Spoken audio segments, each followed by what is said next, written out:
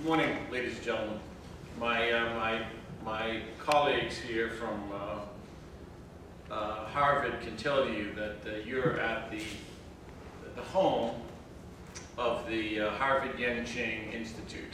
And Dr. Nhã, I want to thank you so very much for your PhD dissertation. I have given it to our Harvard Yenching librarian, who everybody here, please stand. Everybody here is a friend of. She's the librarian who has the Vietnamese collection here, and I have given her your dissertation, and we will put it in the library. And someday, someone from Harvard will know something about what you were talking about. I am not that person. I think the subjects that both you and my colleague and friend Dr. Tai have talked about is an area where there certainly needs to be a lot more scholarship at the level that we have in some other areas with respect to Southeast Asia and Vietnam in particular. But I think right now we don't have that. So it's a very nice gift for us to have, and we thank you very much. We thank you for your presence.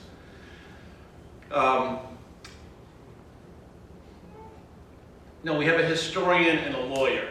We heard the historian and the lawyer. You know, I'm going to describe myself today as the politician and try to talk a little bit about the issue that you want in political terms. At our institute, our center at Harvard, we study contemporary issues in Southeast Asia. A lot of it is anchored in Vietnam, but we have a pretty vibrant program in studying Indonesia. And I have moved a little bit from Vietnam into the study of Myanmar.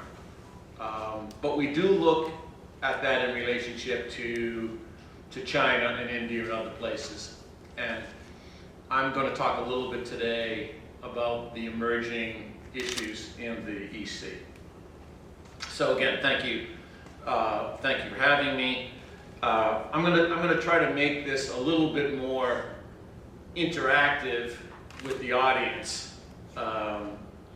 because I gave Dr. Nhã the current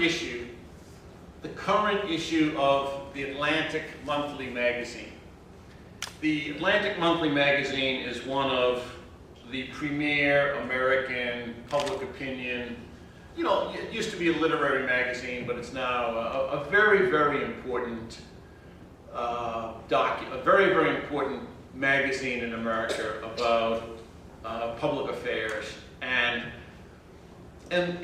this first slide is from this issue. This is the current issue of the Atlantic Monthly magazine, and here is one of the major stories in the magazine today has to do with what both of our previous speakers were talking about, one from a legal perspective and one from a historical perspective. And you know, my question is, and I don't know the answer. I don't know the answer. But I'd be interested in asking you, why do you think the Atlantic Monthly has this article in this issue? Now, you could say that's because they just, you know, the author, Robert Kaplan, wanted to do it. Why do you think it's there? Why did this issue become what it is? I mean, something more than what was described about. Does anybody have an idea? Anyone in the audience? Why this issue of the EC and the various issues that were described in full today, the whole issues of you know, what part of the, you know, the sort of, I think if we have the next slide, we can see a better. This next slide comes from is a better slide of our representative here from the UN mission and I, Mr. Chi, were at a conference a few days ago, and this was the slide they brought there just to sort of graphically show you what the 9-dash line looks like. This is what's called the 9-dash line. That's just what it is. The Atlantic Monthly version of that isn't as clear. So I thought that I would bring this slide just to show you what it is. The one from the Atlantic has in it some more of the history and the dynamics of it. So you know, why is this an issue now? Does anyone have a thesis why all of a sudden one of the premier American magazines is, you know, how did this become an issue in American or international politics? What happened? Does anyone have an idea?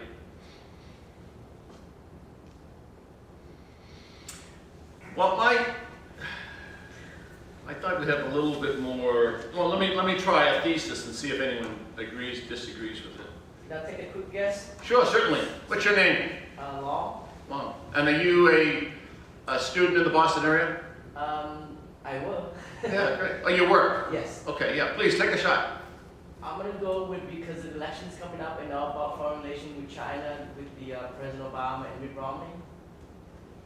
Yeah, I think there's a part of the answer. I think that's a good one. Anybody else? Yes. This like the U.S. also has some allies in the Southeast Asia, like the Philippines. So U.S. also has some stake. Philippines is an issue.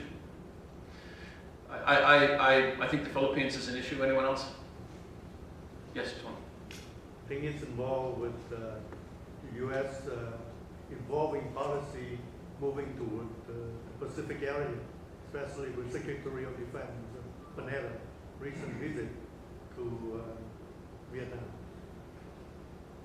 I think yeah. Ben. My belief is the U.S. is going to come back to Southeast Asia, and the area is essential for the U.S. policies of coming back. And of course, the issue of the magazine was published related to the U.S. Defense Secretary's visit to Southeast Asia, and in particular to Vietnam, and in particular, more particular to Cambridge. Yeah. Okay.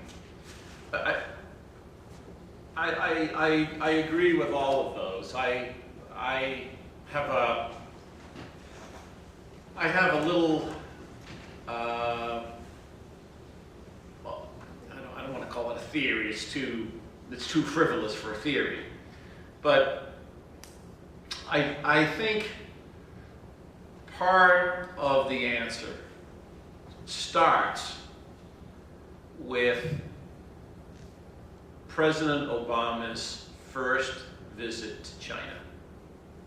I think when Obama administration comes to power, I think that his foreign policy instincts are, let's try to do what Vietnam does. Let's try to have a very good relationship with China and not have any conflict. Let's try that. Let's try to see what the Chinese are like. And my impression is that they try to do it over global warming. They try to do it over the issue of carbon emissions. And that the Chinese don't entertain any of the Obama administration's overtures towards cooperation in any new way, in maybe even a more aggressive way with Obama than they thought that they would have with the Bush administration or the previous administrations of Bush or anyone else in the late 20th century. And I think that that's also true with Iran. I think I think the Obama administration is was part of the big difference between Mrs. Clinton and Obama in the last election was Obama was going to try to have a better relationship with Iran and try to have conversations with Iran that would lead to some form of stronger engagement. That was, in the Iranian case, also rebuffed. And so, in both the instances of China and Iran, I think you see a different kind of Obama than people had predicted. I think you're seeing a more focused Obama in foreign affairs. And in particular, I don't think much would have happened in the EC if it wasn't for a mistake that China makes. And I think my own little theory of why this map in this article exists is when the South Korean Navy ship was attacked by North Korea, and China would not condemn the attack of the North Korean attack on the South Korean naval ship. It adds East Asia to Southeast Asia's concern about China, and it ratchets up one more idea that I think the United States and Vietnam share. The United States and Vietnam share a strategy about how to deal with China. They share the same strategy. Vietnam's strategy is, we want peace with China. We will do everything in our power to have a good relationship with China. There are things that you can do to Vietnam where you will have a war, or you will have tension. That's also true with the United States. The United States also wants a fairly interesting and good relationship with China. So you have both the United States and China both wanting, the United States and Vietnam both wanting good relationship with China. China, as I think as Dr. Tai was pointing out, very aggressive. They're very aggressive. And that aggressiveness, I think, comes into play a little bit more after the United States doesn't only add the ASEAN countries, which we're going to talk about, the ASEAN, they add East Asia, they add South Korea, they add Japan. And then when that happens, that gives an opening for the American strategy to shift slightly. And it shifts. And this is a shift. And Vietnam also, I think, very skillfully uses its position as the chair of ASEAN a few years ago to get the EC issue into the regional dialogue. I don't know how long it's going to stay there, but I think both the US and China have basically followed the same approach. Use what you can to ratchet up the way to have a form of dealing with China, responding to China's sort of aggressive, certainly more aggressive actions. Now, I think the other issue that is certainly true, this is true in Vietnam, I think you're going to be seeing,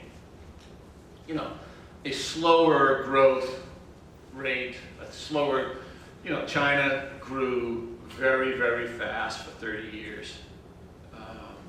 It grew, almost 10% a year for 30 years. It grew twice as fast as Vietnam.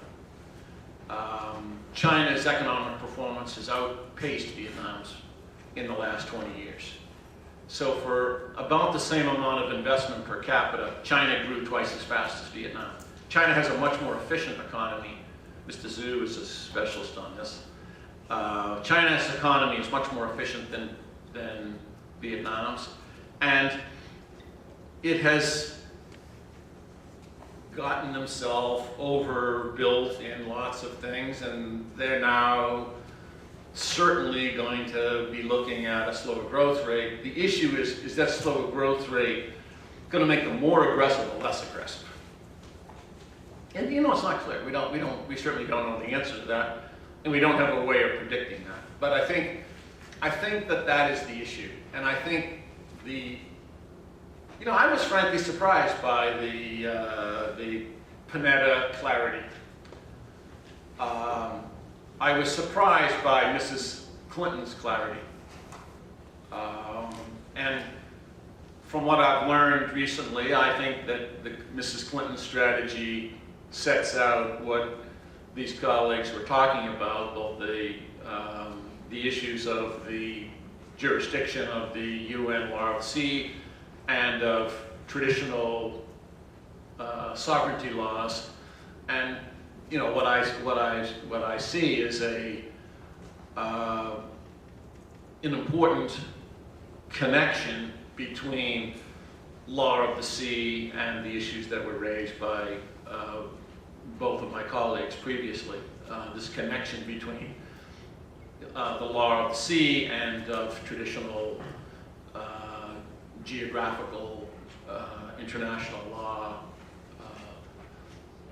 aspects of this. You know, I think Dr. Tai's, it's silly, but it has to be dealt with in some form. But that's my view. I think everyone has a piece of that, but I think this is an issue. I don't think it's clear exactly what will be next. I think there's reluctance on both Vietnam and the United States about an even more aggressive way forward. I think we're looking at what we have. It's not clear what's going to happen next. There's certainly divisions in ASEAN, which I think are important. All the claimants are not together. Certainly Myanmar, Cambodia are not, the 10 members of ASEAN are not united on how to deal with this issue. Vietnam has, the most significant leadership ability inside international fora, but it doesn't have Thailand, really doesn't have Indonesia, and so that's why I think that connection with East Asia is actually probably bigger than the connection to ASEAN. ASEAN is a weak, I don't want to say insignificant, but if it doesn't deal with this issue, it certainly would be insignificant, of becoming more and more insignificant. But anyway, the issue is, if you read the piece in the Atlantic, I think you'll see an American version of what my colleagues presented to you this morning. You'll see an American version of that. And I think it's a very good article. There's things about the Vietnamese political system in it, or the Vietnamese politics in it, I don't agree with. But I think if anyone who's at this conference that has this level of interest, this is a fine article. And really, I think worthwhile to take a look at. The other issue I think is important to sort of take a look at, and I'm quite surprised by it, frankly, was, and I think the issue you raised, the Philippines. I don't know what anyone thought here, but if anyone has any thoughts about how they read the news of President Obama's visit with President Aquino about a week ago, I guess, 10 days ago anyway. I was surprised it was a little timid. I thought it was a timid meeting. The United States has a defense treaty with the Philippines. If you attack the Philippines, the United States has a treaty obligation to defend the Philippines. And there's no doubt in my mind that they would. But can we go back to the first slide? Whatever they were doing over here on what's the name of this place? Scarborough, right, whatever they were doing over there, you know, they have, and I think this is part of the story. You know, they have an American Coast Guard cutter as a warship. Okay, no, Vietnam's Navy is much better than the Philippine Navy. Okay? There's no question about it. I don't know whether we need 6-kilo submarines, but the Philippine Navy is a Coast Guard, you know, cutter that defends. It's a minor ship. You know, it cannot engage in any form than the non-military ships of China's Navy. Okay, so they get into a little bit of a scuffle. I think the U.S. is not completely sure who started it. I think it's justified, but you know, you got to remember that the Philippines might have a treaty with the U.S., but they used to have Subic Bay, and they don't anymore. They asked, you know, they asked the Americans to leave. Now, if you have Subic Bay, once you had Subic Bay, now you have a Coast Guard cutter. You know, you got a problem, and you know, they do not have a way to deal with this outside of having the United States be involved with it. And I'm not sure the United States is jumping up and down saying, I can't wait to go to war with China over the Philippines. You know, they don't want to do that. You know, the United States is not crazy. You know, they have the same strategy that Vietnam has. Let's avoid war at all costs. Let's have a war if we have to have one. But they certainly don't want one, and they don't want the Philippines trying to get them into one, or trying to defend the Philippines too strongly. So I think the backdrop, I think, is the point of I think if you look at the two events, I would say what one was more successful? President Aquino's visit to the White House or Leon Panetta's visit to Cam Ranh Bay, and I would say that Leon Panetta's visit to Cam Ranh Bay was a more important and better staged event in Vietnamese political diplomacy. That's what I see. What would happen further, I don't know on either my own judgment about what the U.S. would do about what Vietnam would do. I don't think there's going to be a war. I think there's going to be, you know, some ground games and some fooling around and see what happens. I went the other day to the hearings that Senator Kerry had on whether the United States is going to sign the Law of the Sea treaty. Certainly the American military's presentations 2 days ago. Yes, 2 days ago. No, it was yesterday. Today's on Thursday. On Thursday morning, the Joint Chiefs of Staff, the Navy, the Coast Guard, testified in the Senate that it's the interest of the United States of America to join the Law of the Sea conventions, and it would specifically help them in dealing with the South China Sea in a legal sense. They don't want to deal with it in a military. They can deal with it in a military sense easily. That's no problem. It's a problem because it might mean there's a conflict they don't want. But they need to deal with it the way that Vietnam is dealing with it, and the way that the colleagues are describing it, deal with it in sort of the rule of law of the sea, and it would help the United States if it joined that convention. And you know, we have a divided, I think like Vietnam, we have a divided government about whether or not we want to join that convention. And so, in the point I'm trying to make is that I think Vietnam and the United States have the same constraints on themselves and complicates, but makes this whole dynamic very interesting. So I think the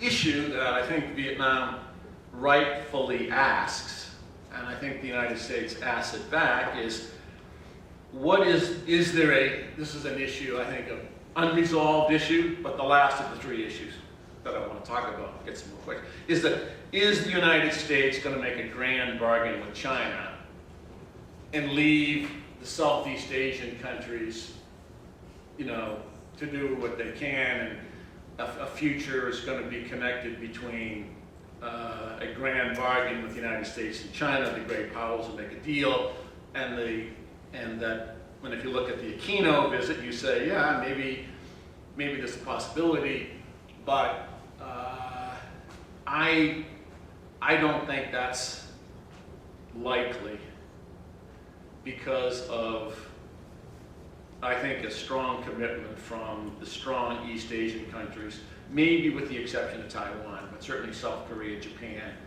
and the stronger ASEAN countries. I think the United States will not be making a grand bargain with China in anyone here's lifetime. So, thank you.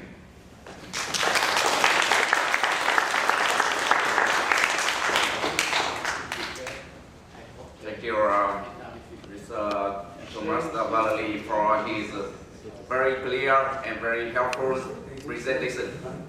It is the last jigsaw of the pictures of Vietnam sovereignty in the over Spratly and Paracels Island. Bây giờ chúng ta sẽ có 15 phút nghỉ ngơi và thảo luận ngoài lề. Sau đó thì chúng ta vào tiếp tục với phần thứ hai của chương trình là làm sao để những cái thông tin của qua những cái diễn giả nói chuyện hôm nay chúng ta đến được các bạn bè quốc tế và cũng như là đến được với thế giới học thuật ở Mỹ một cách tốt, một cách nhanh chóng, xác thực và đầy đủ để cho mọi người có đầy đủ thông tin hơn với chủ quyền của Việt Nam trên Biển Đông. Xin mời quý vị nghỉ 15 phút.